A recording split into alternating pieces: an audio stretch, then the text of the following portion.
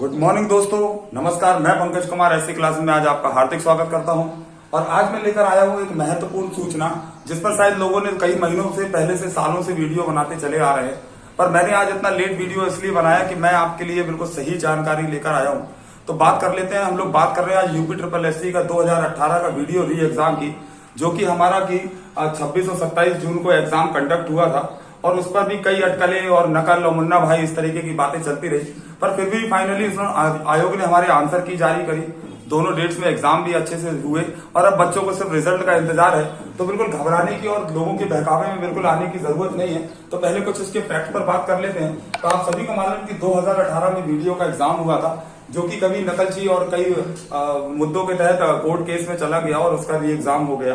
ठीक है, काफी इंतजार के बाद 2023 में उसका एग्जाम फिर से कंडक्ट किया गया। 26 और 27 जून को दोनों दिन दो पालियों में एग्जाम हुआ। ठीक है, मेरे कई बच्चों ने, मेरे कई स्टूडेंट्स ने, मेरे कई साथियों ने इसका एग्जाम दिया, जो काफी दिनों से वेट कर रहे थे। तो आप सभी को मालूम है कि 1953 पोस्ट पर ये 5 वर्षों बाद एग्जाम हुआ और उसके बाद भी कई अटकलें जारी हुई। पर मुझे इस बात की बिल्कुल निश्चितता फिक्स है दोस्त, कि आपको घबराना नहीं है, क्योंकि आंसर तो मतलब रिजल्ट तो पक्का है कि इसका आना ही आना है।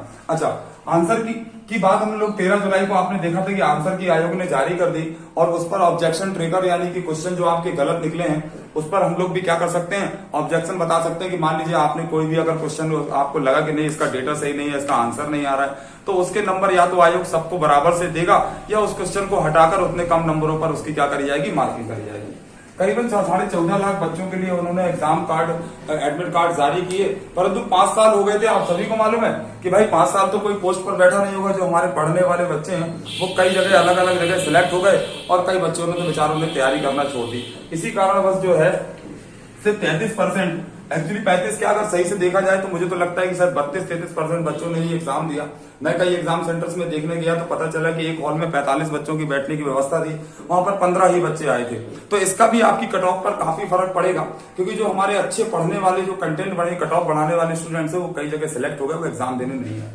अब बात कर लेते हैं हम लोग एक्चुअली में कट ऑफ की। तो आफ्टर द आंसर की, और जो देखने के बाद मैंने जो बात समझी है, तो बातें तो बच्चे बहुत कह रहे थे एग्जाम हॉल से निकलने के बाद, 125 प्लस करे हैं, 130 प्लस करे हैं, और 100 इतनी कट ऑफ जाएगी, उतनी कट ऑफ जाएगी। बट जब आंसर आता है तब सबके मुंह बंद हो जाते हैं। बट फिर भी ऐसा नहीं है कि 3.5 लाख बच्चों ने, जो लगभग 35% बच्चों ने जो एग्जाम दिया, उनमें से कोई बच्चा तैयारी कर ही नहीं रहा था। जो सीरियस है, अपने भविष्य के प्रति सीरियस है, वो पढ़ते हैं भाई, और क्वेश्चन तो कर आते हैं। तो अगर हम लोग बात जनरल कैटेगरी कर लें, तो मैं यहाँ पर आपसे नंबर्स के लिए क्वेश्चन बेस की बात कर रहा हूँ।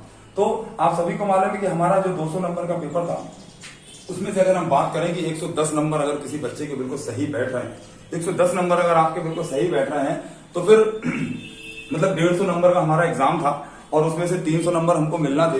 तो अगर आप बात करें, अगर आपके 150 में से 110 से 115 अगर जनरल, मेरे बच्चों के जनरल कैटेगरी के बच्चों के एग्जाम क्वेश्चन बिल्कुल सही बैठ रहे हैं, तो ये मेरा आफ्टर मतलब आंसर की निकलने के बाद ये मेरा ऑब्जर्वेशन है कि इसके बीच में ही जनरल हमारे बच्चों की कट ऑफ जाएगी, और बिल्कुल आप अपनी सीट को सुनिश्चित समझें। अच्छा, वहीं अगर हम लोग बैकवर्ड यानी ओबीसी बच्चों की, अपने छात्रों की बात करें, तो इनसे ही कुछ 7-8 नंबर माइनस कर लीजिए, तो 106 और 110 के बीच में अगर बच्चों आपके नंबर बिल्कुल सही हो रहा है, तो आप बिल्कुल सीट फिक्स समझिए।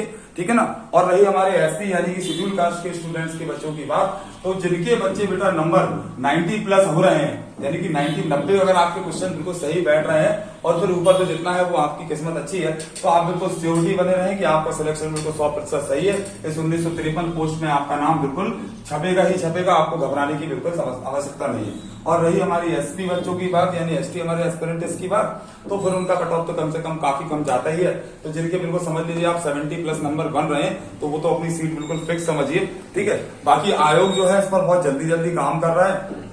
मतलब मैं ये ऐसी हवा में बातें नहीं कर रहा हूँ, काफी ऑब्जर्वेशन के बाद बहुत छोटा सा कंटेंट लिखकर मैंने आपको समझाया है। हाँ, ठीक है ना। तो आप बिल्कुल अपनी तैयारी जारी रखें, और इस पर अगर आप इतना है तो थोड़ी खुशी मना सकते हैं आप। ठीक है, और आपको घबराने की बिल्कुल जरूरत नहीं है, कट ऑफ इससे ज्यादा जाने वाली है नहीं। अगर आपके इतने क्वेश्चन 100% बिल्कुल सही हैं, तो बिल्कुल आप अपने तैयारी को बिल्कुल जारी रखें, अपनी सीट पक्की समझिए। आपके आने वाले सुनहरे भविष्य के लिए मैं पंकज कुमार आपका अभिनंदन करता हूं। ऐसी तरीके की अच्छी जानकारी के लिए ऐसी क्लासेस को सब्सक्राइब करें। धन्यवाद।